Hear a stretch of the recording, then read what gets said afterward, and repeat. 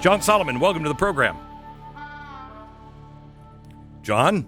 Good to be with you. Hey, thank you very much. You know, I just look at the last time you were on with me was 2023, and I'm thinking we have got to have John Solomon on more than that. I would love it. Count me in anytime you want. You're the best. Okay, so thank you, sir. I saw this report, and give me some hope. I so desperately want to believe. John, give me some hope. Yeah, listen, this is a very real thing. The FBI has opened a predicated investigation. That's mean that there's enough evidence to support a belief that crimes occurred on viewing the last 10 years as an ongoing conspiracy by the deep state and Democrats to protect Democrats from possible criminal prosecution, people like Hillary Clinton and Hunter Biden and Joe Biden, and to foist upon Donald Trump and his supporters investigations that weren't warranted by the evidence. And when you go through that, you can cycle through this and begin to put a very clear pattern and timeline. Hillary Clinton gets let off on the email case, even though the FBI got new intelligence early, just a few weeks before James Comey cleared her, that said that maybe there was a criminal matter. They ignore it. They clear her on the same day. They start working towards putting Donald Trump under the bogus Russia collusion investigation. Fast forward to 2020, there are three events that protect Democrats: the effort to call Hunter Biden's laptop disinformation, the impeachment scandal to make it look like Donald Trump had a Ukraine problem when it was Joe Biden. And in August of 2020, the FBI gets an extraordinary piece of intelligence that China is trying to hijack the election by creating bogus mail-in ballots for Joe Biden. And they don't investigate it. They pull back and actually turn a blind eye to it. Then you go all the way down to 2022, the Jack Smith stuff, Joe Biden sicking the prosecutors on Donald Trump when he himself has a classified documents problem, but instead they're going to project that on Donald Trump. And you can go all the way to 24, where Joe Biden's mental decline is covered up by the White House to try to influence the election. Kash Patel's document, or the FBI's document, treats this as an ongoing conspiracy. Now, why is that important? It allows you to go back and charge events that are outside the statute of limitations, and you don't have to do this in D.C. Many of the overt acts occurred in Florida with the raid of President Trump's home, so you could potentially have a grand jury in a trial in Florida where the jury is probably more likely to consider the evidence fairly. Okay, I don't want to get my hopes up. I heard John. I heard this in the ongoing conspiracy that is remarkable. That will take care of everything that we have. I mean, because nobody has been prosecuted for anything, and you just list a lot of really important possible crimes, and most of those are past the statute of limitations. But if they say this is an ongoing conspiracy, they can go all the way back past that statute of limitations and charge everybody. However, and the other good part is you could possibly do it in Florida. So if you're not doing it in Washington, D.C. or in New York, you have a chance of actually a fair trial. But we have been let down over and over and over again. Oh, yeah. Many more times than we've ever been given a moment of relief and hope. Right. I think this is going to turn on two very important events, and they'll have to happen soon in the next week or two. The first is, will Pam Bondi appoint a special prosecutor and give them the full authority and resources you do? You can't do this at the FBI while you're also trying to stop criminals and the counterintelligence threats. You got to break this off. Give a person who focuses on it full time the ability to do it, and panel that grand jury, and then treat this like a real investigation. The second is there are two pieces of evidence. It's remarkable, given all the Russiagate and other documents that we've gotten, that these two highly classified documents have never been released. But they are the ignition point. They are the events that would help a jury understand the beginning and then the repetition of this pattern. There is a set of documents in a classified annex in the DOJ Inspector General report about Hillary Clinton being let off in the email scandal that show that just before James Comey cleared her, intelligence came in that suggested there was a serious criminal matter, and the FBI chose, under James Comey, not to investigate that. The Democrat gets off in the face of perhaps really damning evidence. The second piece is a document. Wait. Do we know what that evidence was? Do we? We only have the description of Chuck Grassley in one letter. Chuck Grassley has spent 8 years trying to get this information released, and I think he is about to succeed with President Trump. But basically it just says foreign intelligence came in that the FBI should have investigated, and it didn't, and instead it just waved a magic wand and exonerated Hillary Clinton. We don't know more than that. It's highly classified. I believe it's at the top secret compartmentalized level. So it's sensitive, but I think Chuck Grassley may have the president's attention, and this may happen. Now you know that maybe Hillary Clinton, there's another piece of evidence that we didn't know about that Hillary Clinton perhaps got off on when, in fact, she might have been prosecuted. That establishes Democrats getting off, like Hunter Biden afterwards, and all the other things that happened. The flip side is a piece of evidence that John Durham, the special prosecutor, who did try to indict some people in D.C. but couldn't get them convicted, he writes in his final report about the Clinton plan intelligence. It's an intercept that the United States intelligence intercepted in July before the FBI opened up the clearly corrupt Crossfire Hurricane investigation, an unwarranted investigation of Russia collusion. A couple of days before that, the U.S. intelligence community intercepts that Hillary Clinton has personally approved a plan to hang a Russian shingle on Donald Trump's campaign house, to basically concoct a scandal to make it look like Russia is trying to help Donald Trump win the election so that they can get by Hillary Clinton's own Russia problems. Remember, Bill Clinton had taken the $500,000 speech fee from Russia, and they got all the money for the foundation from Russian interest. So the government knows before it opens up on Donald Trump, that Hillary Clinton is concocting the very thing they're about to investigate, and they go ahead and proceed with that. Wow. Now, we don't know what the intercept is specifically, but I think if we get that released, and John Durham clearly was begging for it to be released in his report, those two pieces give us the ignition of this recurring cycle of let Democrats off and pin down Republicans with bogus scandals. The FBI has both of those?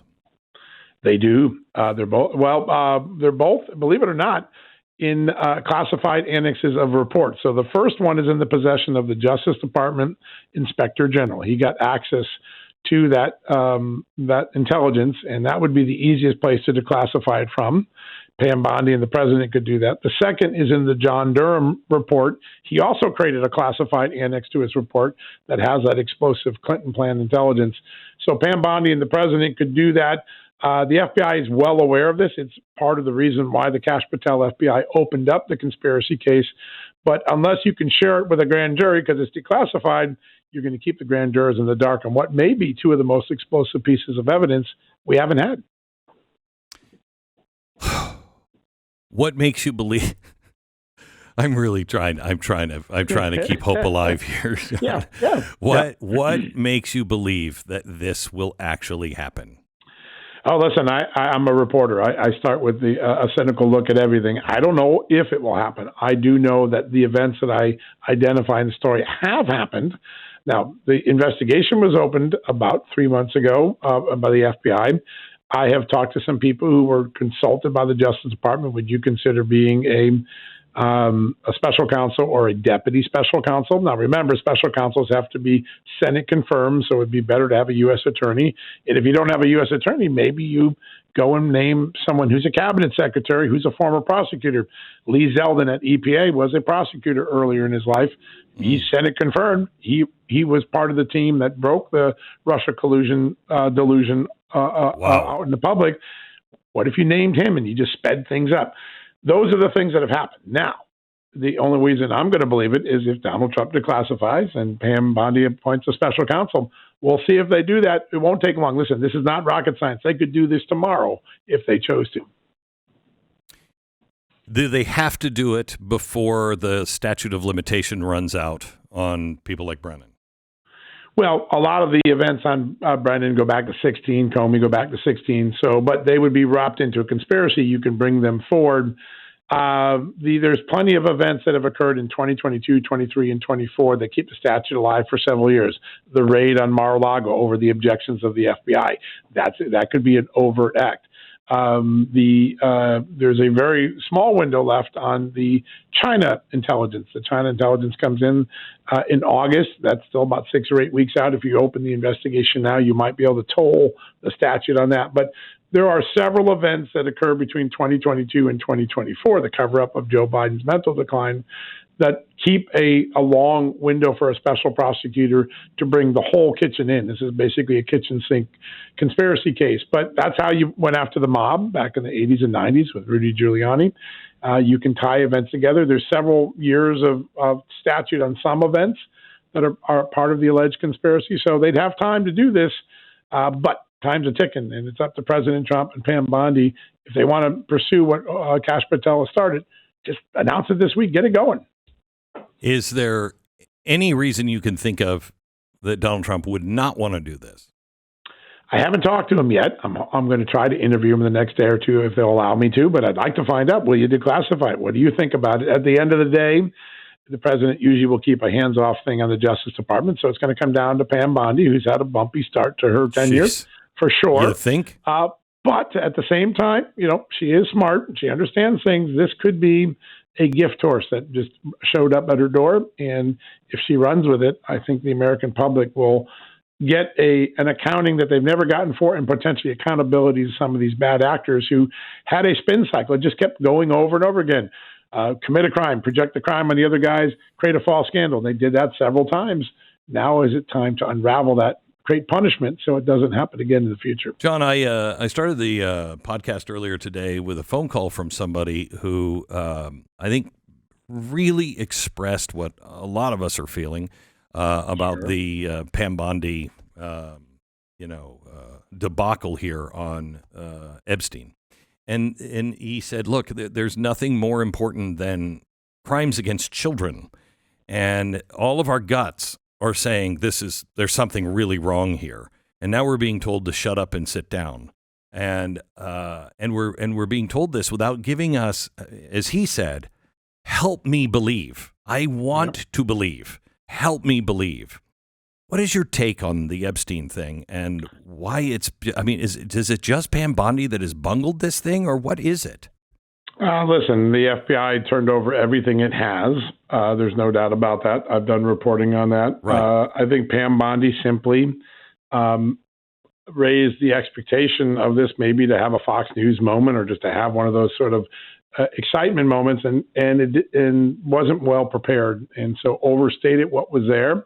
And then they've been rolling backwards ever since. Now, I think there are two places that President Trump, Pam Bondi, and the American public could benefit by focusing on.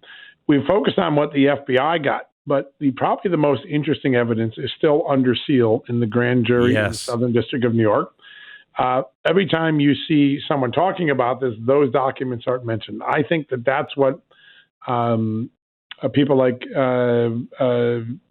the lawyers for Epstein were talking about. Alan Dershowitz was talking about this the other day. I think that you look at the grand juries, and there are two grand juries. There's one in the state of Florida, and then there's one in Southern District of New York. The state of Florida is out of Pam Bondi's control now, though it would have been under control back then. Get that information out. Get the information at the Southern District of New York. Create a Vaughn index of all the documents. Let the people see what's been released, what's not being released, and the reason it isn't being released. You'd have a moment of transparency that would reboot the confidence of the American people to trust going forward. The second place to look is that it is clear that Jeffrey Epstein had some interactions with United States intelligence. I do not believe he was an asset. He wasn't a knock. He wasn't a controlled source for the CIA. But at various times, he would have had interactions with the CIA and the people around the CIA. By Jeffrey Epstein's own admission in an interview he did several years ago before his death, he admitted that he was working with a Saudi Arabian businessman named Khashoggi back in the 1980s, when Khashoggi was the main man for the Iran-Contra transactions between the Reagan administration, Iran, and the Contra rebels. It's impossible that Jeffrey Epstein, with that level of relationship, didn't run into the CIA and most likely ran into the CIA, again, a few times. And my sources tell me there's a few other interactions. Let's get that out, too. He's dead. There's no reason to hide this information. So Florida grand jury, Southern District, New York grand jury, unsealed, and whatever the CIA has on Epstein, I think that would give a great accountability. It would get Pam Bondi, Donald Trump, and the FBI focused on other bigger things than this. I don't think there's going to be a lot of surprises, but the lack of trust that they've created can be easily fixed with that. Thank you. Thank you. That's why I had John on today. Thank you. You gave me hope on Friday. You gave me hope again today. Thank you, John. Appreciate it. I love your show. Thanks, Glenn. You got it. Bye-bye. John Solomon, Just the News. If you don't follow his reports, you should. JustTheNews.com. JustTheNews.com. He's also on X at J Solomon Reports. He worked for the New York Times and the Washington Post and the Wall Street Journal. And he finally said enough is enough, and he left, and he started his own thing because they wouldn't let him cover things. And he does an outstanding job, That's what we should be asking for. I wrote those things down. Those are the things we should be asking for. And I think we should also perhaps start to ask the president and Pam Bondi to open a grand jury on a grand conspiracy. They'll know exactly what we're talking about. And the FBI has done all the groundwork. Now it's just up to Pam Bondi and the president to allow those two documents to be unsealed or to be declassified.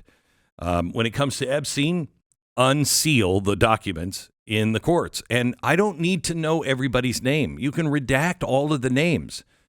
When it comes to anybody who is a possible victim, just X out their names. I have no problem with that. I don't think anybody wants to know that. We just need, help us help you, please. Help us help you. Because there is a real lack of trust. And if we don't repair this, the republic is once again at stake as much and if not worse than it was before. Because we're now taking all of the people who believe in the country and we're dividing them even more. We can't continue to divide.